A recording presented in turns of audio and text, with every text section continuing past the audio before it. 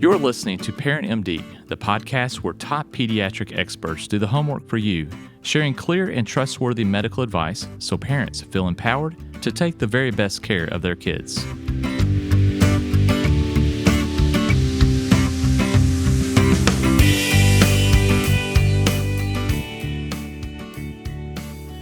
Welcome to Parent MD. Today we're excited to have with us Dr. Katy Hopkins. So Katy, thanks for joining us. I'm happy to be here. So this is a podcast and conversation, day in the studio, I've been looking forward to for a while because of the work I've seen you do through the years and all the great information I know you have to share with parents and just conversations that are interesting to me as a father and previously practicing pediatrician. So these are conversations I'm looking forward to. Before we get started, I'm going to give a little bit of flavor so people coming in know what we're going to talk about. I don't usually do that, but we were having a conversation earlier around what are the 4 items that parents, pediatricians, pediatric psychologists, as yourself, need to focus on as we have a holistic approach to taking children and raising them into healthy adults. And that's really what we're going to talk about today. Yeah. But before we get there, let's go to your background and past. So if you would tell the audience about yourself. Sure. So I have an undergraduate degree from New York University where I hadn't started yet my career in psychology or even my path in that direction. I was getting trained as an actor and as a director. I was really passionate about theater and really what it meant in terms of creating relationships and telling stories and allowing people to see themselves reflected in others. And I was just very excited about that when I was an undergrad. And it wasn't long, though, after I graduated that I started to feel like my work in that area was lacking and that I felt super enthusiastic about creating relationships, about, the curiosity that I felt about human behavior, but kind of just felt like it was empty. So that's when I started getting more and more interested in how could I use the skills that I had learned in that great undergraduate training, but translate it into something that might have more meaningful impact in the lives of individual people. So how long down the your life path did it take to make that transition? Yeah, so I was nearly 30 when I went to graduate school, which, in the scheme of people who end up getting doctoral degrees, I was one of the elders in the group. But, what was wonderful about that is that I had a real clear vision about what I wanted. Yeah. I had life experience. I knew what I really wanted to get out of that training and my career, and came also with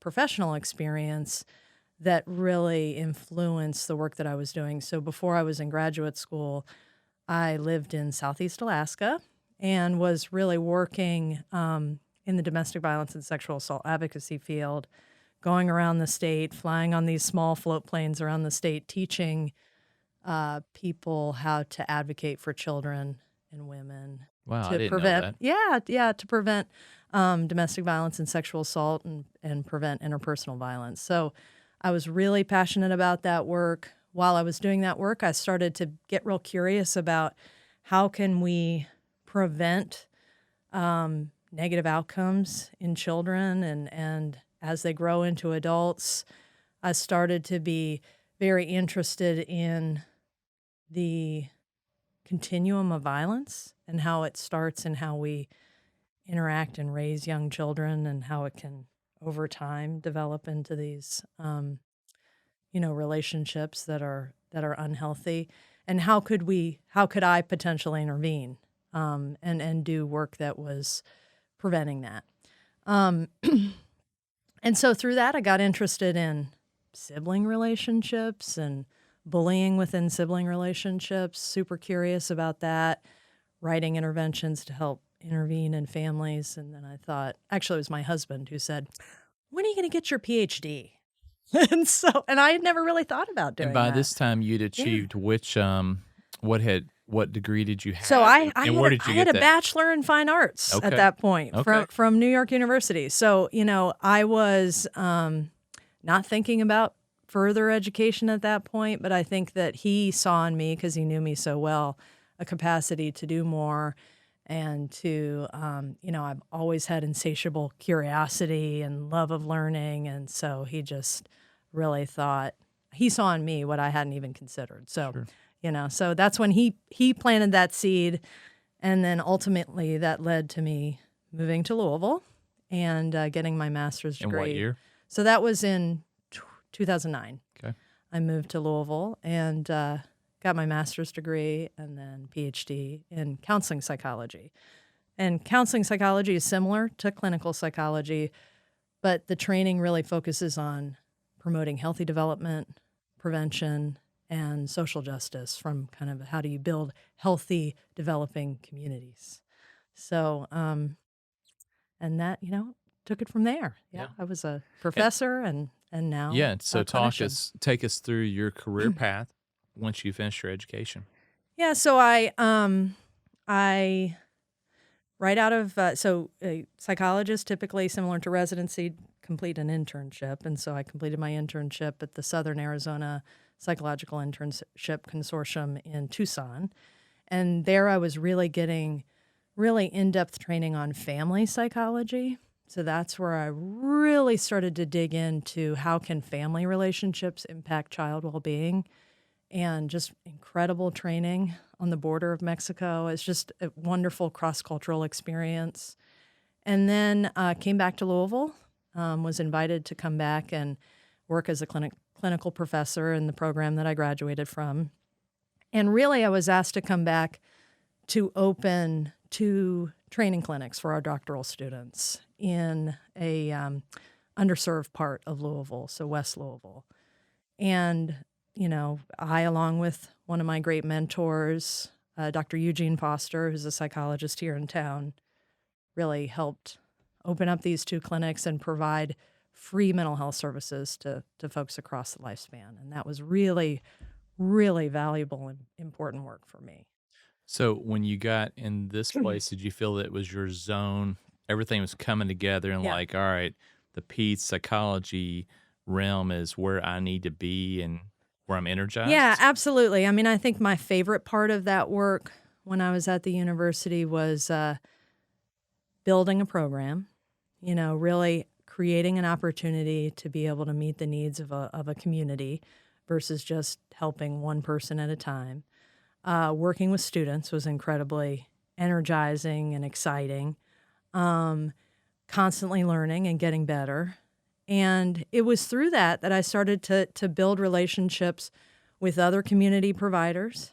And one day I was in the carpool line, and a parent at my daughter's school said, "Hey, there's a community meeting that's happening for anybody who is involved in children who've experienced trauma." I was like, "Well, that's me. Okay, I'm interested." And I had the flexibility at the time to be able to go to this meeting in the middle of the week. And it was a really interesting meeting in that there wasn't really someone leading the meeting. It was more just an opportunity to come together and brainstorm around ideas. And I found myself sitting in a circle with 8 pediatricians and me, Mm-hmm. and talking about how can we address trauma in primary care.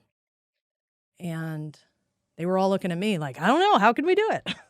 I was going to say, what was the outcome? I'm curious of that meeting. What epiphanies or next steps did you all have? Well, there were, out of that meeting came a number of really fruitful relationships with pediatricians who really had a desire to address not only the physical health of their patients, but also the social, emotional, and mental health of their patients, and knew they needed partners. And at the time, I was really invested in teaching students and training students out in community placements. And so I thought, I've got a workforce for these folks. And through that, I met a pediatrician who was working with you, who brought us together. And we initially, I went in to have a conversation about how can I bring students in. And that, of course, led to you suggesting that I come and join you at Norton Healthcare, to really start a program where integrating behavioral health into primary care. And Yeah, and that conversation came at a critical time when we were starting to grow a number of pediatric practices, and obviously the pediatricians identified their biggest gap and need and support they needed yeah, was embedded, or at least a good resource to send patients to for mental behavioral health for children. And based on an experience I had when I was at the University of Louisville, we had a pediatric psychologist, or no, actually, we had an LCSW come on site in one of the clinics one day a week, and we had them super busy, and they're a great resource. And I'm sitting here thinking, all right, I would like to have more LCSWs in our world,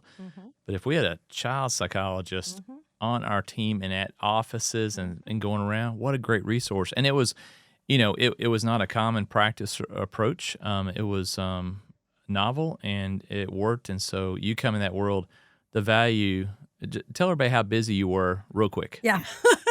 To me, that says it all. Yeah, I mean, I think within a week, I had a wait list. You're full. Yeah, I was full. You're full. The need Yeah. was overwhelming. And again, it's the biggest, a third of the visits pediatricians see in the office have some component Yeah. that they need your Yeah. assistance. Yeah, so it was super exciting for me. I mean, just the possibilities and the potential for growth, and really being able to, I've always been, one of my passions in all of the work that I've done, even before I was in graduate school, was reducing barriers to access to well-being for children and families.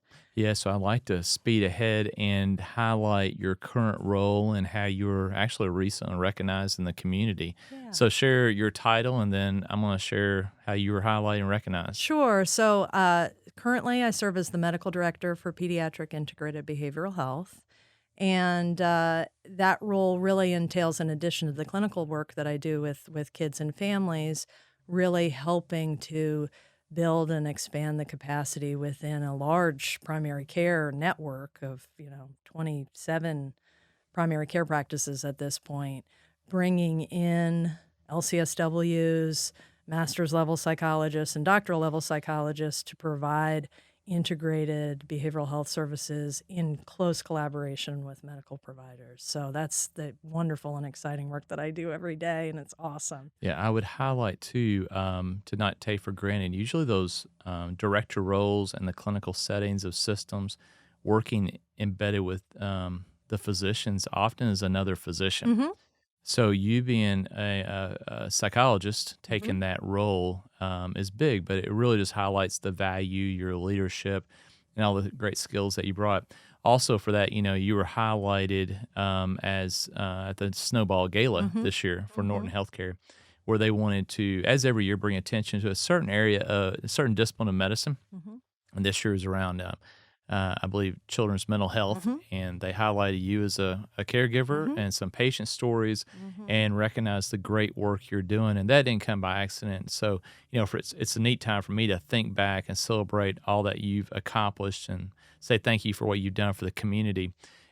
For me, for years, we highlight Mingo when our paths cross. But how many times have I told others, well, I need to connect you to Katy. I need Katy to work with you. So leadership in the past, people in the community, families and friends, I knew you would be there to listen, show compassion, provide access, and provide answers and solutions that actually would impact to make a difference. And that's what I think so many parents are longing for. Many though don't know where to go. They don't know where to trust. They don't know who's effective.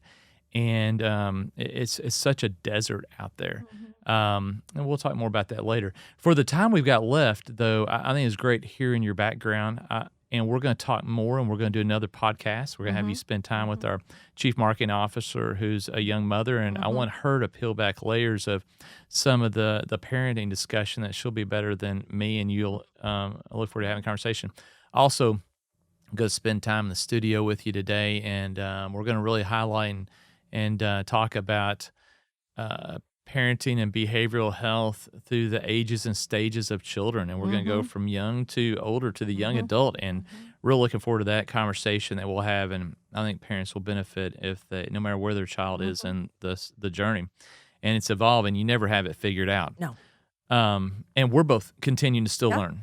And so with that, tell us about Real quickly before we jump into what I want us to talk about the four components of raising really a healthy Mhm. child into a healthy, successful adult. Tell us about your journey as a mother. Sure, sure. So, uh, my mother is also a child psychologist, and probably for selfish reasons, she told me when I started graduate school, thinking, I was almost 30, really the best time to have kids is when you're in graduate school. She That said was that. her advice. That's Yeah, hilarious. and of course, I think she was hoping to get grandchildren sooner than rather than later, but, she had all these reasons, Tell her y that's yeah, secondary yeah, gain. exactly, exactly. So she, she was like, "Oh, you've got lots of flexibility, you've got Yeah. more opportunity to choose when your classes are." Um, and so, my, daughter was born during my 2nd year of graduate school, and my son was born during my 4th year of my doctoral program.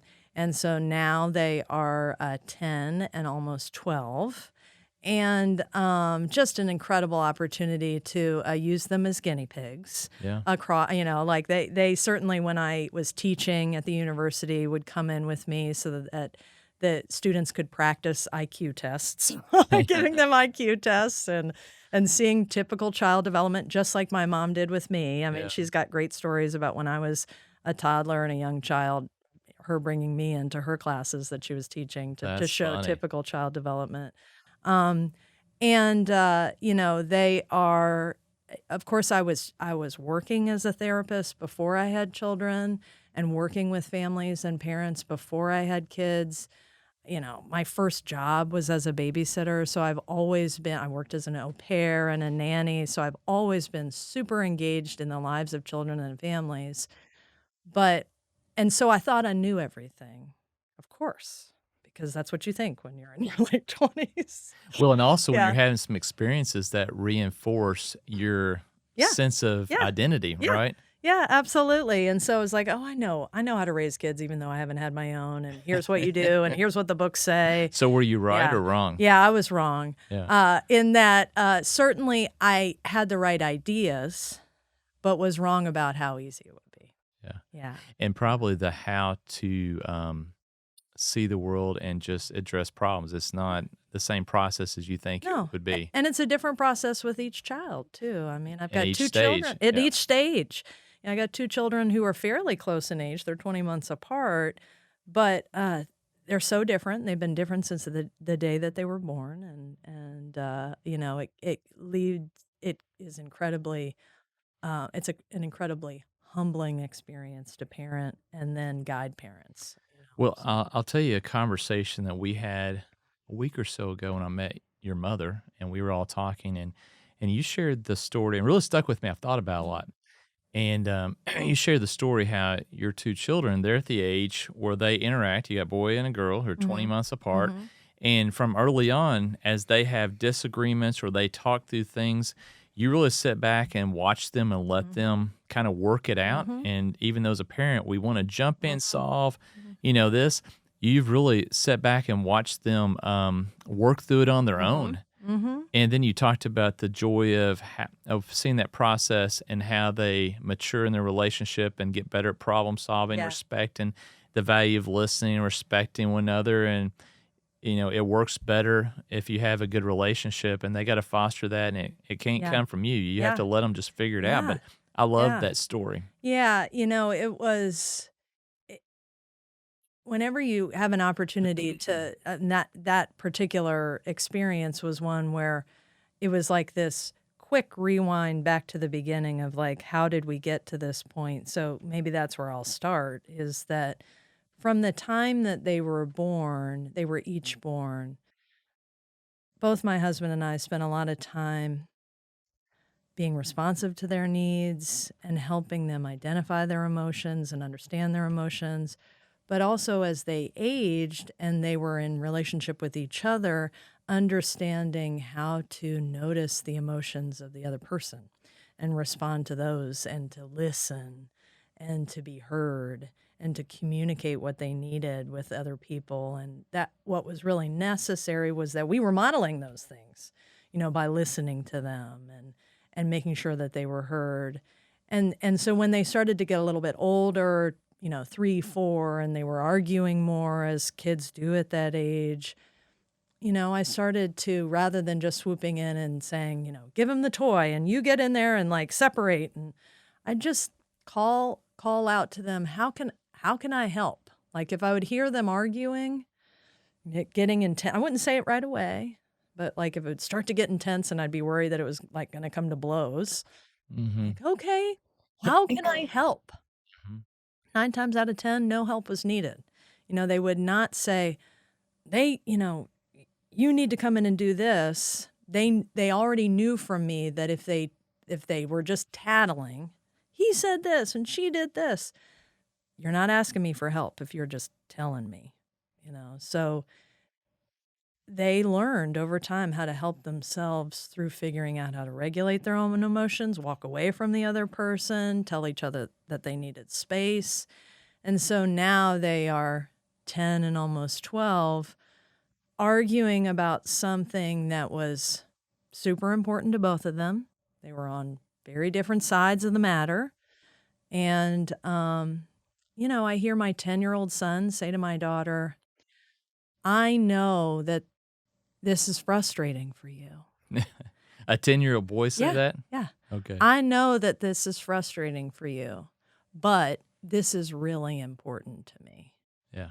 And it was just like, I get chills and like kind of get choked up thinking about that level of emotional intelligence. Well, that's powerful, him. and you don't see that often, and that definitely is a testimony, I think, to the parenting style that led up to that. Yeah. Yeah. That's a great Yeah. story. Yeah. And her response was, even though ultimately he won the argument in that the thing that he wanted, He got his way. he got his way, so to speak.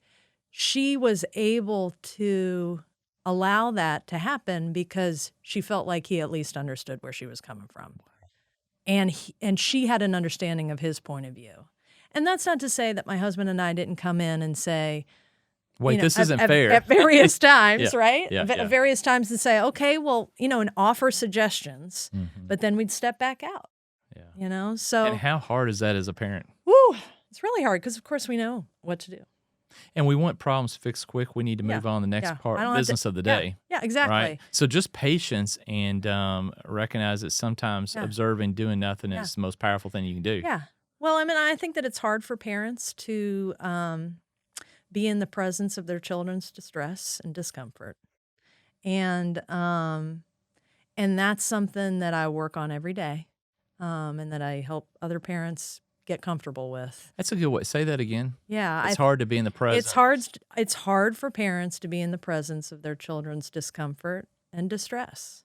And so what we do, think about, we're biologically wired to do this. But right? let me jump on what you're saying, which Yeah. is where you're going to go, but I Yeah. have forgive me. Yeah. So it's really not it's not even so much about fixing your child's distress. It's the distress we're experiencing that we need to quench and put the fire out, because we can't handle sometimes the discomfort of seeing our kids in the distress and there's a problem, and we know we can fix it for them and us, and it's like, well, it makes sense, right? Yeah. So a lot of it's also just about our discomfort. Totally. Yeah. We really quickly jump in to take care of their distress because we're trying to take care of our own. Yeah. Wow. I think that probably summarizes so many of the mistakes I made growing up. Same. Yeah. I can picture many times it's like I did something to resolve the angst I was having when it may have been helping them too, I thought, but in the end it wasn't helping. So that's a great observation. Yeah.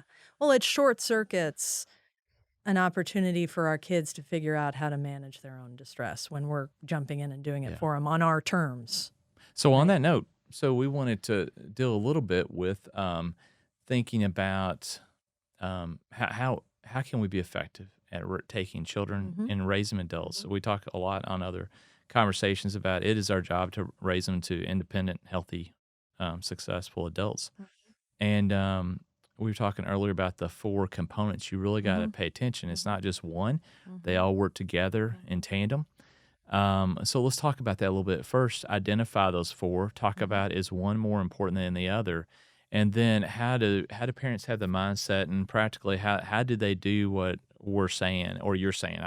you're the authority here. So, what are those 4 items Yeah. that we need to be cognizant of? Well, I think that most, if not every parent, knows that one of their essential jobs in helping to raise a healthy adult um, is to take care of their physical health. Yep. So, and that's why you take them to their well child checks, and you take them for their vaccinations, and you make sure that when they're sick, they're getting the medical care that they need, and that's a huge part of our stewardship towards our children, is making sure that they're physically healthy, taking care of their nutrition and their physical well-being. But then also we've got to take care of we have to make sure that they've got the cognitive skills, the emotional skills, and the social skills as well. So it's not just understanding the foundation of physical health and how do you take care of yourself when you're an adult, Yeah. but also that social, emotional, and cognitive well-being that is really essential. So those latter 3, Mhm. the physical is very clear, and you're Yeah. right. I think all parents can see what they need to take. It's more concrete, objective. The other 3 intuitively make sense, but the lines can seem a little fuzzy and gray. So kind of break down each of those and tell what you mean by each Sure. of those arenas. Sure. So if you think about cognitive skills, that is about having the ability to explore and learn from the environment that you're in by focusing, not giving up, the ability to persevere and plan, learn new things, and solve tough problems. So that kind of development is happening so dynamically throughout your entire childhood and adolescence. Processing, decision making, Planning, ability to weigh decisions, archiving, pulling Yep, back what you yep, learned yep. years ago, pulling it taking all healthy together. risks. Yeah. All of that stuff is just at the core of executive functioning. It's, the last part of our brain to develop is the frontal lobe, the prefrontal cortex. That part isn't fully developed till you're 25, and that's very much the CEO of our brains and where you're really building those cognitive skills. And so that's an essential area of learning that we really can foster growth for our kids and model those things too. In terms of social skills speak to kind of the ability to create, establish, and maintain close relationships with friends and families.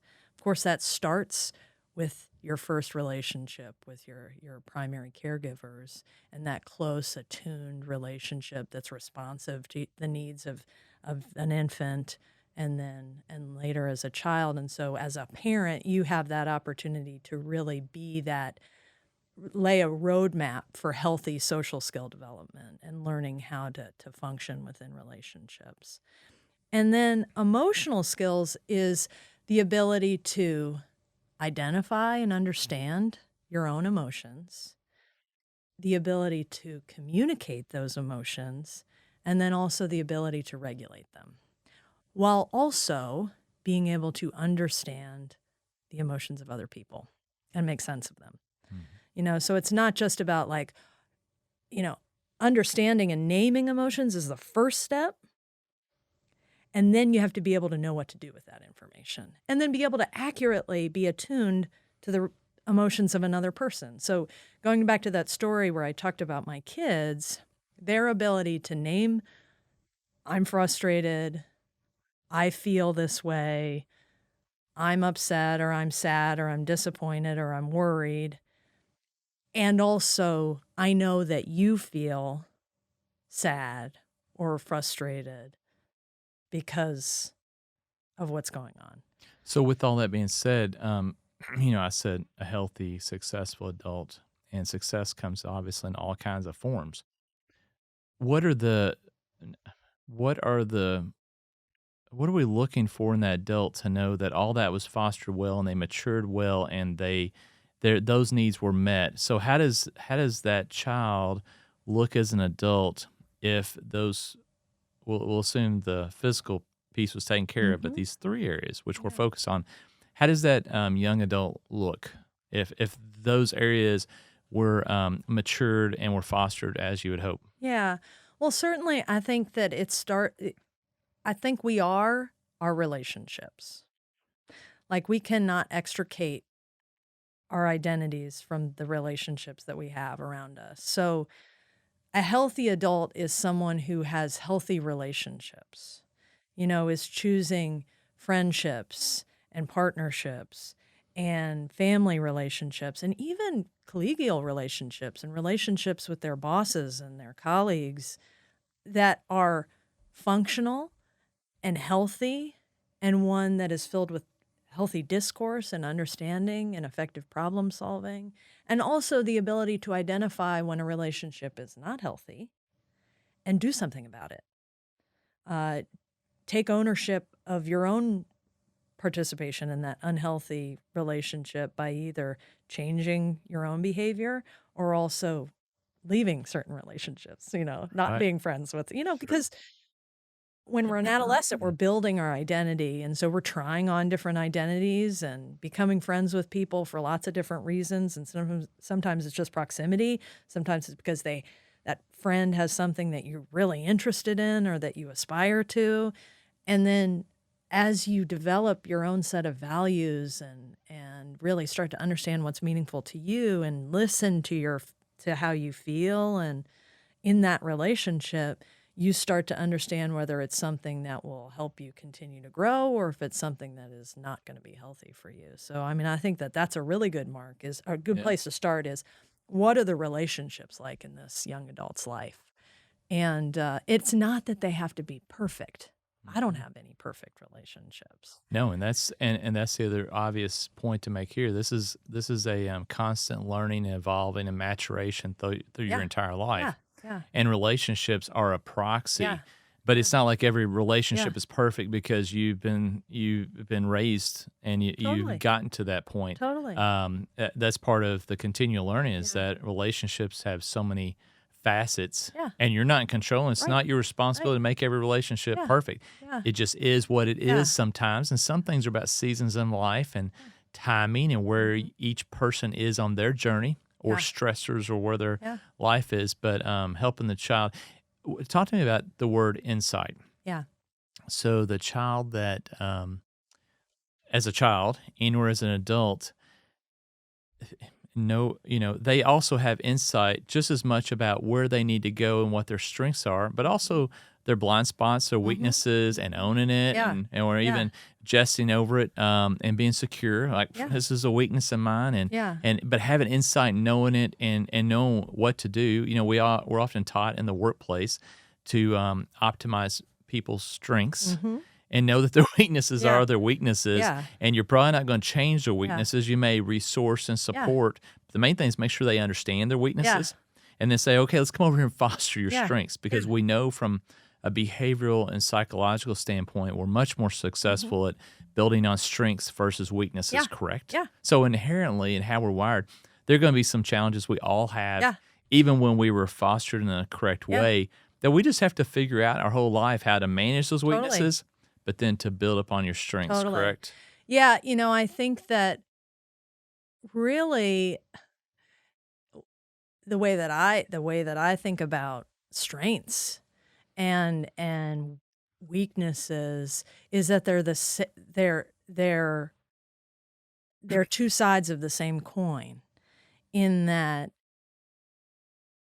you can really help foster people's growth in the areas that they need to grow, and this is whether they're a child or an adult, if you if they have insight into what their strengths are, if you as someone who is working with them or parenting them understand what their strengths are, and you start to understand that their weaknesses are just their strengths in being expressed in a way that is not you know helpful to them or not productive.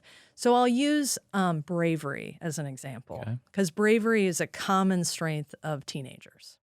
Mhm.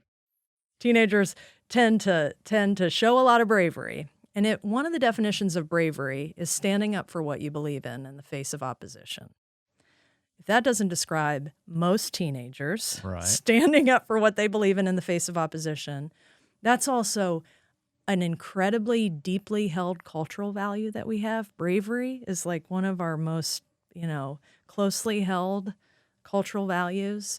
That's why when you watch Braveheart, Yeah, exactly. Gladiator, You're like, yes. everybody's saying, I'll watch that Yeah, 20 times. I'm yeah, inspired, and yeah. it connects with everybody. Yeah, right? totally. Like land of the free and home of the brave, yeah. right? We want to raise adults who are brave. But what that also means is that we've got people who at times don't agree with us. Yep. Who stand up and say, that's not right. I don't want to do that, right? Which takes an incredible amount of bravery. So when you see those things, when you see your child, exhibiting that behavior, that defiance, that's what we call it usually, defiance. Defiance is just bravery in a different coat, and so it's like, I see you being brave. Right. Like I see what you're doing. I really appreciate your braveness, your willingness to articulate what you want.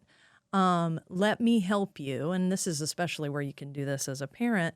Let me help you do that in a way that's more likely to be successful. It's going to get the outcome Yeah, you want. exactly. Because, calling me a jerk, while you're doing it's probably not. It's pretty bold and brave. Pretty bold and brave. But you're not going to get the results. You're not going to get the results that you want.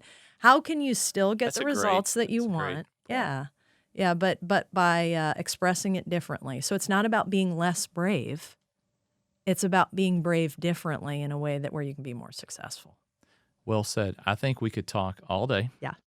We both just talked about, before we came to this conversation, we said Alex is going to have to control the conversation in the studio today, make sure we end on time and we wrap things up. And I do have insight about that myself, and I think you do too. That's maybe one of our strengths that comes across in different ways. We won't call it a weakness, will we? No. So appreciate the conversation. Appreciate you being here. Looking for the conversation we'll have with Alex in part 2 of this podcast.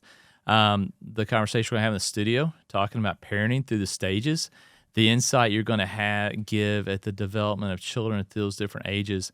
I'm looking forward to listen. And in these talks, I always learn a lot and look back and reflect. And I know it's going to be such value to parents. So appreciate you being with us today. Yeah, I'm excited. Thank you. Thanks for having me.